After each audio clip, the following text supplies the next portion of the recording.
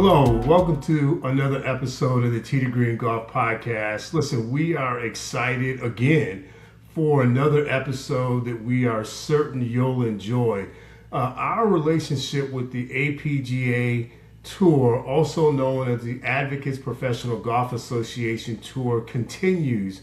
And we are on the heels of their Michael Eaves Golf Classic, the 8th event of their calendar in 2026. And we are happy today to share with you the host himself, Michael Eaves. You know him broadly, the voice or a voice of ESPN. His range includes the Masters, a number of different golf events, so on and so forth. And so we're excited to have this conversation with Michael to understand his relationship with golf and the APGA. Without further ado, I'd like to welcome into the Tee to Green Golf Podcast community, Michael Eaves. Michael, welcome. It's good to see you today.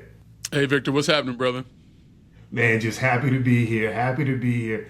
A special time of the year, a ton of energy around you and the 8th event of the APGA's schedule in 2026. Your name has been put to it. Talk to us about how important and how meaningful this is for you. Well, golf is meaningful to me, and it has been since I was a kid when I was introduced to the game by my father. And it stuck with me my entire life, from playing competitively, as a junior and through high school, and then just obviously recreationally since then, and trying to play in some competitive tournaments every now and again, anytime work will allow. But, unbeknownst to me at the time when my dad introduced me to the game, I didn't realize the impact it would have on me throughout my life, and every aspect of what I've done in school, with my career, what have you. And as I've gotten older, and the more I understood the value of the game, I wanted to pass along that value to other people. And oftentimes you don't know how good something is for you until you're exposed to it. And through golf, I've been trying to get other people involved in the game, whether it's my friends, people I run into. And the APGA is all about increasing access to golf and all aspects of it. Now, we have the tour, obviously. We have some aspiring young professionals out there who are just trying to get a venue to work on their game so they can climb the ladder of competitive golf. But we also have a foundation tied to the APGA, and we use that money to help kids get involved with clinics and coaching all across the country in and around our events. And so because of that two-pronged approach that the APGA Tour has towards golf accessibility, it was just a no-brainer for me to be involved. And when Ken Bentley asked me to join the board of directors a couple years ago, it was a quick yes. And I've been very happy with what we've done over the last couple of years, and I'm really excited about where we're going to go. Thank you for that. And one of the things that you touched on, and I want to stay there for a moment, is you talked about the introduction of the sport, or introduction of you to the sport by your father. So there is a long history of golf. Will you just take us back to those early days in the state of Kentucky as you were growing up? And when you think about that period and where you're at right now, please speak to the audience about why this sport is so valuable throughout your life journey, your human journey, if you will. I grew up in a really small town in Kentucky, like only 800 people in my hometown, and it was predominantly white. There were only 4 houses that had black people in it. So this is a small southern town. And my dad started playing golf late in life, and I just wanted to be around my dad. And so he would be running to the golf course all the time with his buddies, and I wanted to tag along, or he'd be chipping balls in the backyard, so I'd be out there with him. And that's how I got introduced to the game. But growing up, the closest golf course where I lived was a 9-hole municipal course, and that's where I learned how to play. Now, there was a country club in Madisonville, but black people were not allowed to join it. And this is the 1980s, and we were not allowed to join that country club in the 1980s. But I enjoyed playing the game, and I had some natural ability early on that my dad recognized, and he helped me foster it. And, he paid for lessons. He drove me around the area, sometimes hour and a half at a time, to play better golf courses, to play in junior tournaments. And so he fostered that in me. And what it ended up doing, because I was always competitive because I was a basketball player growing up as well. But golf made me a little more competitive because, like, I wasn't supposed to be there, right? You Mm. saw me walk to a golf club back then, or a golf course, and like, who is this guy? What's he doing here? One, I didn't look like a golfer because I've always been a pretty good size, but also I'm Mhm. black playing a white sport in a southern town. Like, what's Mhm. going on? And it just gave me greater drive to be successful. And then going through school, very similar. I grew up with a bunch of white kids, which is cool. Like, some of my best friends are white, um, Right. but the black kid in class wasn't supposed to be the smartest kid in class, right? And that drove me as much as anything to be very competitive in the classroom as well, because I wasn't supposed to be that guy. Well, I wanted to be that guy. Mm. And I was a very good student all the way through high school. And that's why I went to University of Kentucky on an academic scholarship, not an athletic scholarship. And part of that drive actually came from golf. Right. And then getting into a very competitive career choice like sports media. I always tell people who want to get involved in what I do for a living, you go to any city, there are more athletes in your city playing professional sports than there are people on television talking about them. Okay. So my Right. industry is more competitive than professional sports. Okay. So I had that drive as well. Like, a majority of the people of color you see on television talking about sports are typically the former athletes who played that sport. It's not as common to have the person in the host chair being someone of color. Well, I wanted to be that guy too. So all of that drive, all of that competition, that I experienced growing up, of being in a spot where I'm not supposed to be there, a lot of it came from golf. But also through golf, socially, I've met some of my best friends. I've gone to places I wouldn't have gone to otherwise because of the game of golf. So I understand the value of all of that. And that's why, again, I wanted to share with people. And look, you can try it. If you don't like it, you can move on to something else. Everything's not for everybody. I get that. Right. But Right. I believe strongly that the game itself can bring you way more life experience than other sports can, whether it's basketball, football, pickleball, whatever. Golf is just different in that regard. And if you're trying to be involved in business and decision making, so much business is done on a golf course or in the clubhouse after the round. Those are spaces you want to be in, and oftentimes golf is the best way to get there. Michael, thank you for that. And I want to again kind of stay on this road, if you will. Like yourself, I played basketball growing up, and I've said it on previous episodes that maybe the one regret that I have in life is that my freshman English teacher asked me at the end of the basketball season. I grew up in suburban Chicago, and at that time, to your point, a black male playing basketball in the hood, or I'm sorry, playing golf in the hood just wasn't vogue. But years later, I found myself on the back end of playing competitive basketball, now in this sport where I simply can't get enough. Can you talk today about the importance of balancing what your preferred sport is, and that may be basketball, baseball, football, but starting to transition a little bit to golf for the reasons that you just mentioned, particularly for communities of color right now when we're in this growing the game season? Well, first and foremost, the thing about other sports, you can't play them forever. You can play golf forever. I mean, literally up until the time you die. If you can move around, you can play golf. I'm not playing basketball anymore. I mean, I had my Right. knees replaced last year because of my ACL Right. surgeries. That didn't happen on the golf course. That happened playing basketball, right? And you see so many professional athletes now towards the end of their career starting to make the transition of playing golf and just getting hooked on it. And maybe LeBron James is the best example as of late. Right now, when I was growing up, same thing. Basketball was my sport. I grew up in Kentucky. That's what you do there. And also, none of my friends play golf. None of them. I'm playing golf with my dad and his friends. They're in their 60s, and I'm a teenager playing golf with these gentlemen because that's who I could get games with. Also, let's be real. As a kid, there were not girls at the golf course, right? There would be girls in the basketball games or even at the park when you're going to play. So all that incentive was different when we were younger. But to your point, now that, as you evolve and mature, you have a better understanding of, maybe what's better for you right now. And golf can be that outlet, especially if you are still competitive. Like you want to go out there and play golf and your brain sees the play on the basketball court, but your body can't make the move and you get Right. frustrated because you're not as competitive as you once were. Go play Right. golf. You can Right. always be competitive in golf, no matter how good or how bad you are, because there is a handicap system. Like you and I can go play a game right now, and we can be even up based on strokes, and we can be competitive. You have that ability in golf, and you just don't have it in other sports as you get older. That to me is one of the best parts about it. Now I'll say this: when I was growing up, you know, I I practiced and played basketball more than I did golf because of those Absolutely. other things I talked about.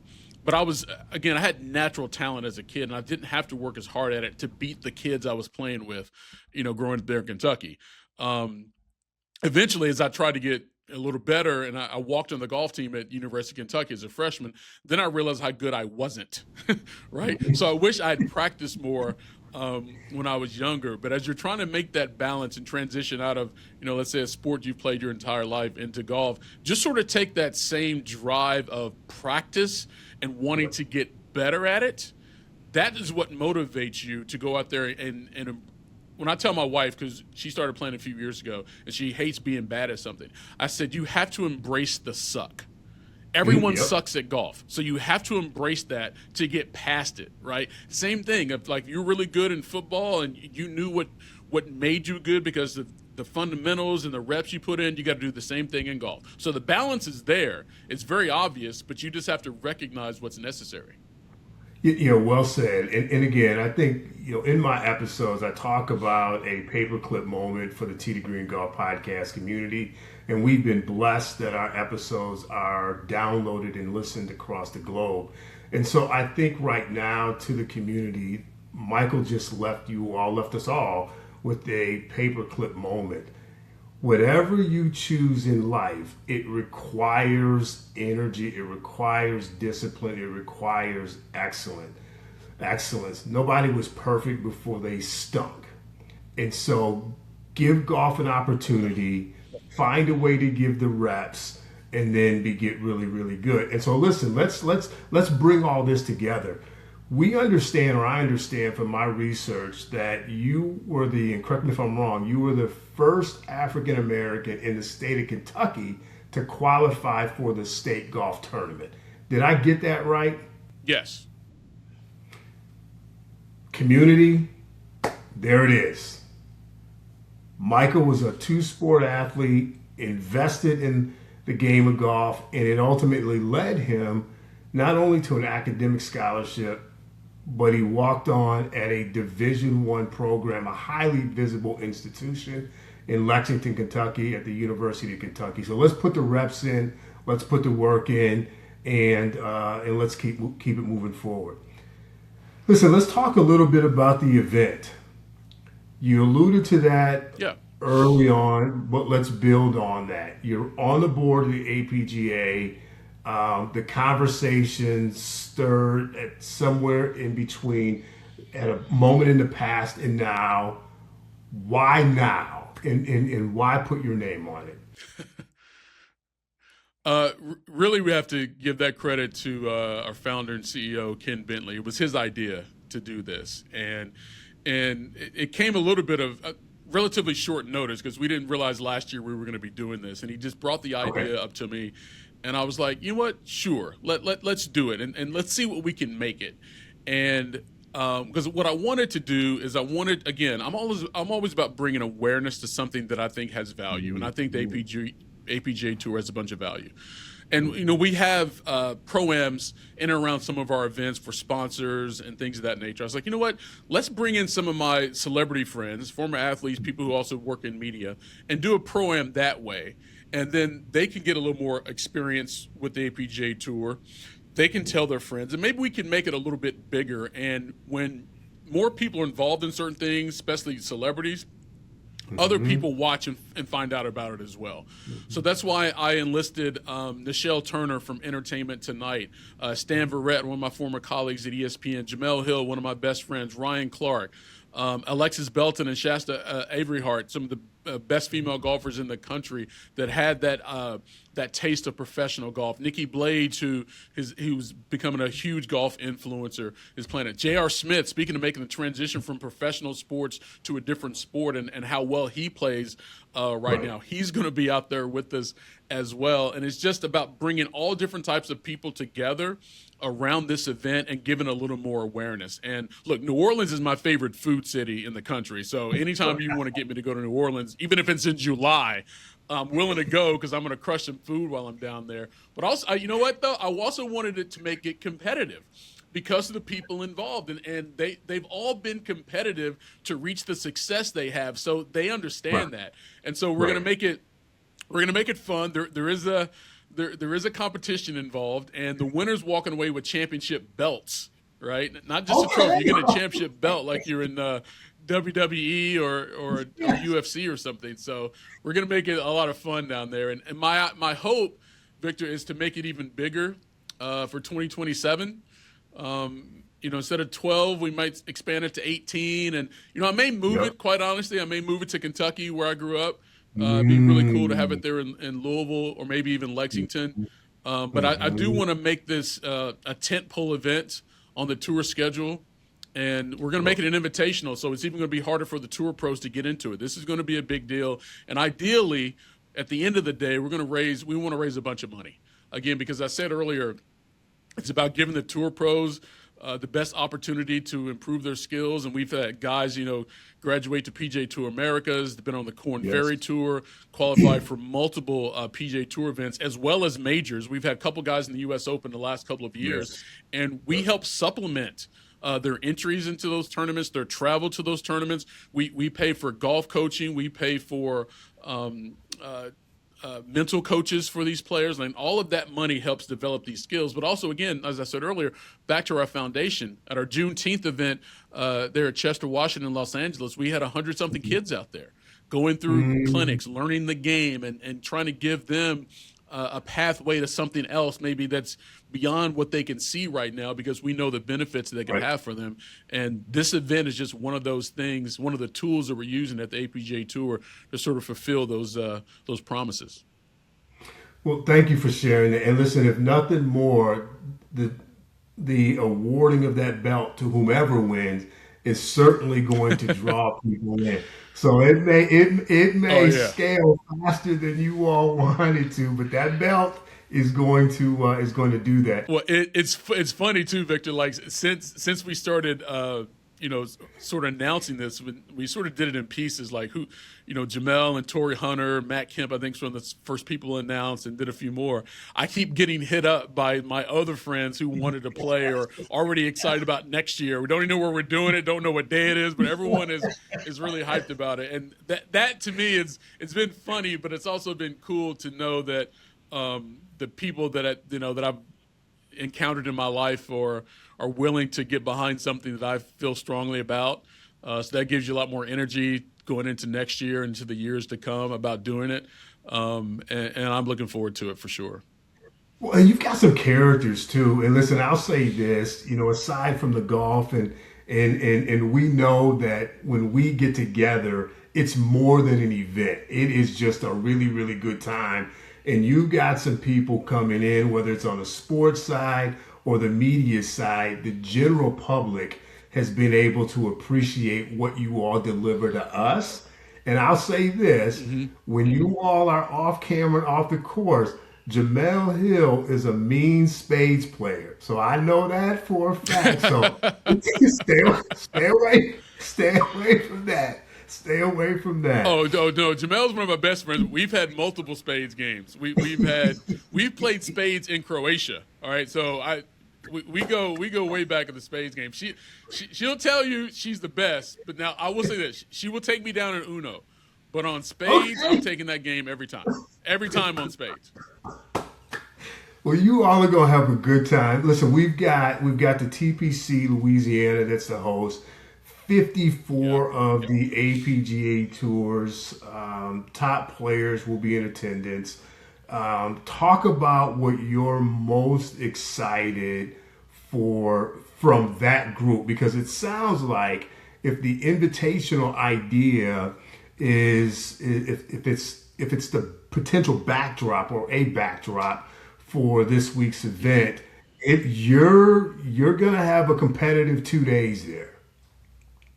Yeah, and that's the idea because like we have the Billy Horschel Invitational in our fall series, Yep. and Yep. you have to be at a certain point on the point schedule to be able to play in Billy's event, and that's the same thing is going to be for my event going forward. Nice. Um, Nice. but what we want to do, Victor, is make these events as competitive as possible to give these tour pros the idea of what it actually takes to make it all the way to the PGA Tour. And thankfully, through our relationship with the PGA Tour, we get to play a lot of TPC events. We were at TPC Sawgrass earlier this year, TPC Deer Run recently. Now we're at TPC Louisiana. We played TPC Scottsdale.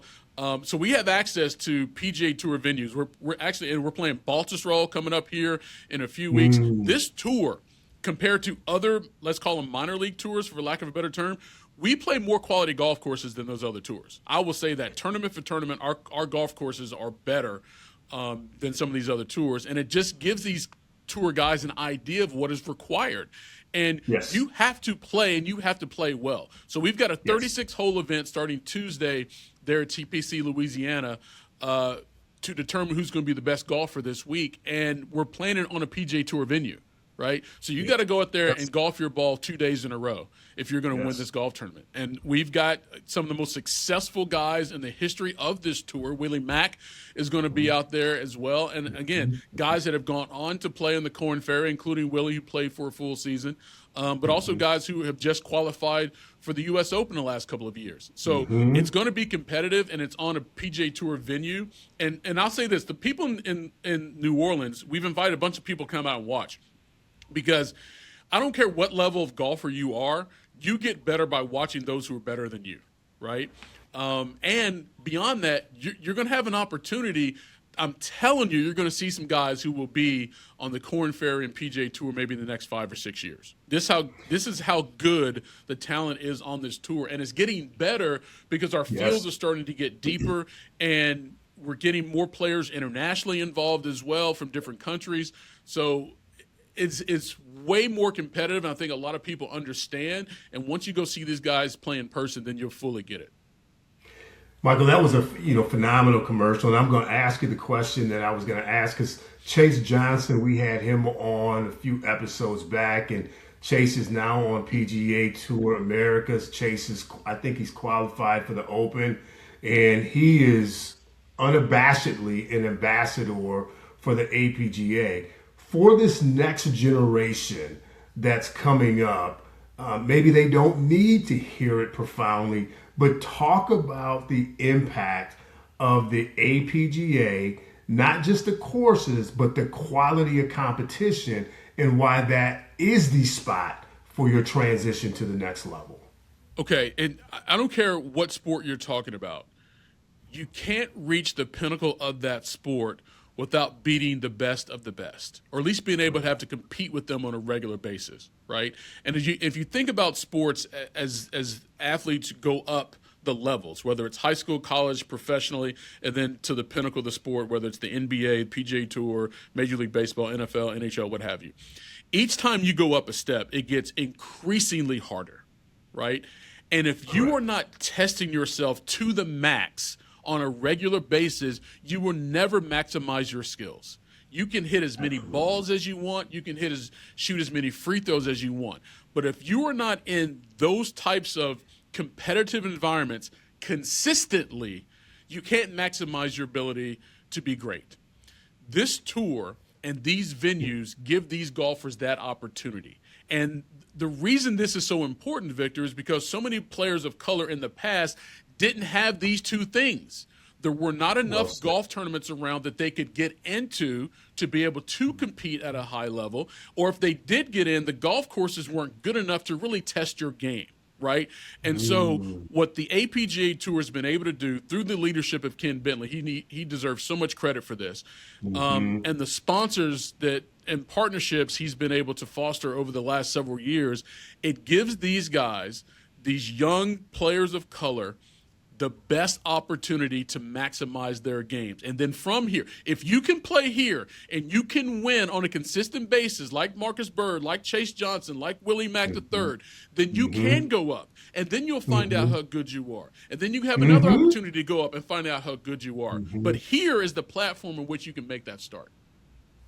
And I don't want to, as you know, Michael, leadership is the essence of just about anything and everything that's successful.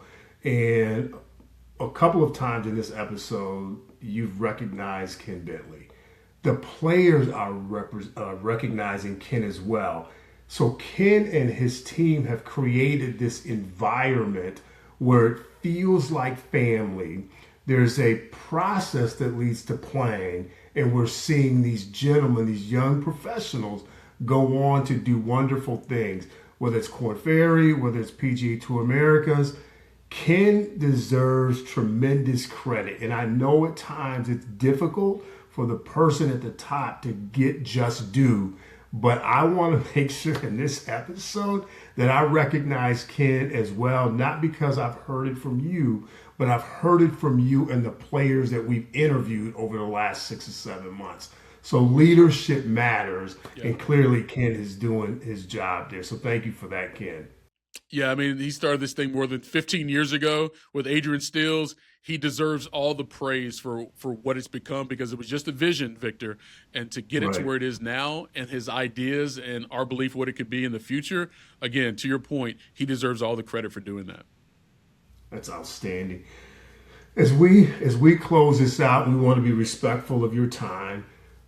Who are you most looking forward to being paired with of the celebrities? Who do you anticipate? If it's fair to get one out of you, who do you feel is most ready to take the belt and hold the belt until this time next year? All right, so the top 4 golfers of the celebs in the group are Shasta, Alexis, J.R. Smith, and me. We're the top 4. I'm telling you that right now. And if one of us does not win, something really happened. Now, we are using handicaps, obviously, because there's some people again that haven't been playing very long and don't have great don't have great handicaps. But I would be shocked if it wasn't us 4. Now, I will say this: we're playing a 3-man event because we're going to be toured. We're going to be paired with a tour pro, but also a representative from Cisco, because they came on as a sponsor for the event, and so we're going to include them as well. But if it's not me, Shasta, Alexis, or JR, I'm going to question the scoring that happened on the golf course. That's all I'm saying. Or Victor, the tour pro shot really low. If the tour pro goes out there and shoots 65 on Monday, and then I was like, all right, cool. But other than that, it's going to be one of us. But the belt is for one of you 4, right? The tour pros are excluded from the belt. No. The celeb gets the belt. Yeah, the celeb gets the belt. So to the Tee to Green Golf podcast community, you heard it. There are 4 leaders in this pack. We know that eyes are going to be on the scoring, so we will be dialed in, and I'm sure the APGA will get emails from some of everybody if something doesn't go right, according to those 4. And it might be a bad look if I win my own event, though, too. So maybe I won't win on purpose. But it's just going to bring people back. It'll bring those people back next year. So to be determined. You're probably right. Yeah, you're probably right. Well, listen, Michael, we're grateful for your time. We're excited for the event. The Tee to Green Golf podcast community will certainly have our eyes on it. Thank you for all of the work that you have done and that you continue to do. It is without doubt that your name, the support of your friends, the work of the APGA will certainly amplify this event in measurable ways. Personally, I regret that I could not make my way down there to be with you all this week, but it will definitely be on my calendar as my relationship with the tour continues to expand. So, Michael, thank you. I appreciate it. And for anyone who wants to get involved, real quickly, can I say this? A quick plug. If anybody wants to get involved, please go to apgatour.org. That's apgatour.org. You can find out how to get involved, whether it's making a donation to the foundation or if you would like to volunteer for one of our tournaments. We do have volunteers on the tournament each and every week helping us facilitate the tournament. So if you want to get involved that way as well, you have that opportunity. So I appreciate it. And to that point, to the community, after each of these episodes, I've encouraged all of us to keep our eyes on their tour schedule, which is at the site that Michael just shared. Let's support this group of professional golfers. Let's support the tour, and let's continue to be a part of what is growing and without question will reshape how we look at professional golf in the near term and the term beyond that. And so, as we always say, hit it straight from tee to green. We are out.